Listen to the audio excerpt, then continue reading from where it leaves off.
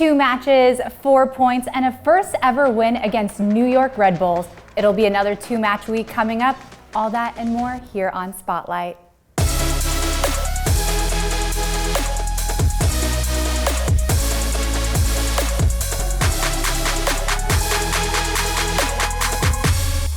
Welcome back, my friend Will. It's just us two today. I know. Dynamic duo talking about a dynamic week for the boys in gold. It has been a dynamic week. Nashville SC is now in the top 4 in Eastern Conference. How satisfying is that? It's big, and I think you look at the company you're keeping right now in the MLS Eastern Conference, which has been deeper than the West so far this year.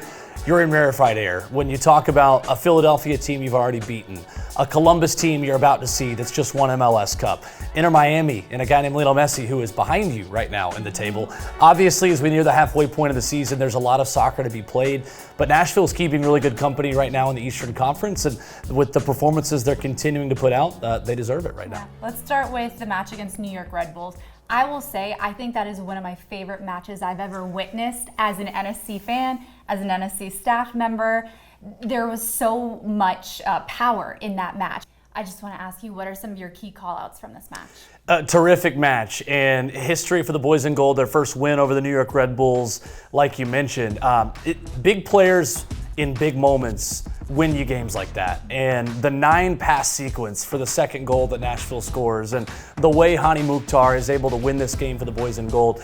Myself, Eddie Carvaccio on our radio call said it at the time, that might be the best team goal that Nashville SC has ever scored. You talk about the different movements that are happening within that play, the one-touch passes on the left-hand side of the attack that set up the right side. BJ Callahan talks a lot about how in his system, he wants an attack to finish on the opposite end from where it started. That was the case for that goal. I thought it was the perfect example of how Nashville wants to attack and just the beautiful way in which, in transition, Nashville can break you down. But that's a difficult game to play. That's a New York team that pressed you the entire game, and especially in a 3-match week, being able to find that winner. Those are the games that Nashville's going to have to not only get points in, but win in order to host a playoff game here in this field, which is the current position that they're in right now in the top 4. Something that I looked at is both teams had a record-scoring match earlier on, scoring 7 goals. How rare is that? And then you see them both match up, and this was the result. Certainly, and we talked to BJ about that, and Nashville is so process-oriented, even in good moments. He thought, a lot was going to be the same from New York, right? You don't change anything drastically. That's one of the good parts. When you play a team that just scored 7 goals, you're probably getting the same setup, a pretty similar team, only one change for Sandro Schwartz and that New York side coming into the game. So it was a side with a lot of confidence, but you also kind of knew what to expect, which I think may have played a role in Nashville, just, having a good setup and having a good strategy against New York. From Wednesday to Saturday, Nashville SC came back here to Geodis Park for a hard-fought draw against DC United. But we saw Chris Applewhite make his first MLS start. What did you see from this young defender? Yeah, it's unbelievable, just the maturity of his performances, because it's one thing just to play and to get starts. That's the baseline that gets your foot in the door. He's walking through the door with what he's doing when he plays.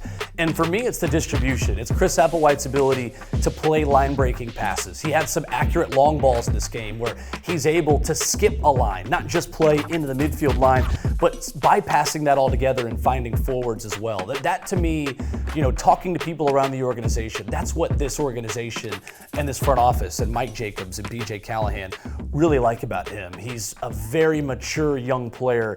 I don't know what you were, doing in your life around the time you're graduating high school. Certainly was not playing in front of 25,000 fans, for a team that's top 4 right now in the Eastern Conference. Oh yeah, no, 17 years old, I thought, I'm going to be a pediatric surgeon. There you go. I am on TV now. On Spotlight here. Right next to you. Absolutely. Let's take a look at Wednesday. So this is going to be a 2-match week again, even tougher because it's on the road. U.S. Open Cup, regular season play. Let's start with Wednesday's match against Orlando City. Boy, tough one. And if you watched Orlando on Sunday Night Soccer this week on Apple TV, you saw what they did to Lionel Messi in Miami in Fort Lauderdale, a 3-0 win.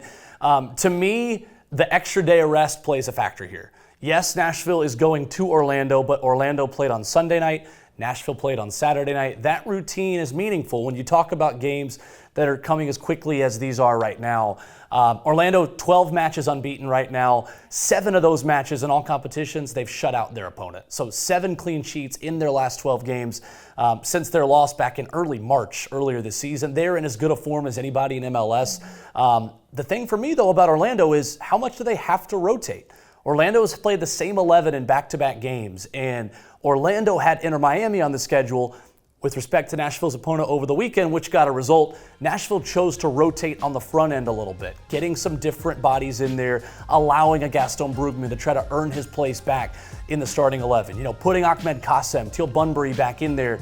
So I think Nashville respects the U.S. Open Cup and respects this competition enough to go for it and to try to win this entire thing. So will be interesting to see how BJ Callahan addresses Wednesday, addresses Saturday in Toronto, which we'll get to.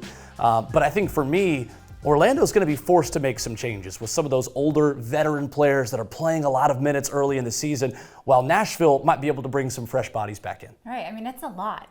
Talk about mania. It's a lot of minutes. Yeah. It's a lot of minutes. It's a lot to cover.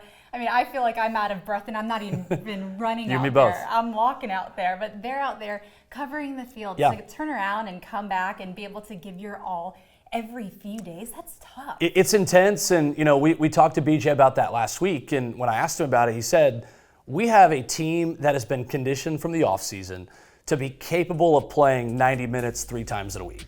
So, and honestly, I think that's one area, a lot of the players I've talked to this season have talked about how they had to up their level of conditioning to play in this system. And I think a system like Nashville's that is so conducive to running, to pressing, to trying to be organized chaos, like BJ talks about a lot, it forces you to be in really good shape. This team is in really, really good shape. They'll be able to handle this busy month. All right, what about Saturday? Saturday they take on Toronto FC, who's coming off a massive win. What are you going to be looking for? Yeah, I think it's a Toronto team that has been up and down to start the season, and it's one of those, it's going to sound cliche, you have to be on your P's and Q's in the special teams aspects of the game. We just saw a team in DC that was comfortable getting a point against Nashville over the weekend. It made things challenging when DC kind of sat in and forced Nashville to break them down. If Toronto gets one set piece, if it's one transitional moment, if it's one long throw-in, corner kick, I think you're going to see them do the same thing. So this is now the area where Nashville, in its evolution in NSC 2.0, is going to have to get used to teams just being okay with one goal or even 1 point against them. So that's the thing I'm watching for in this game, how Nashville manages the busy schedule, how much rotation you see going up north to Toronto, and quite simply how much Toronto is capable and comfortable with one goal and just battening down the hatches and trying to get a point. You can catch the U.S. Open Cup match versus Orlando City Wednesday at 6:30 p.m. on Paramount+. Then tune in on Saturday at 6:30 p.m. as Nashville takes on Toronto. Available on MLS Season Pass on Apple TV or listen locally with our friends on 104.5 The Zone. Thanks for watching Spotlight.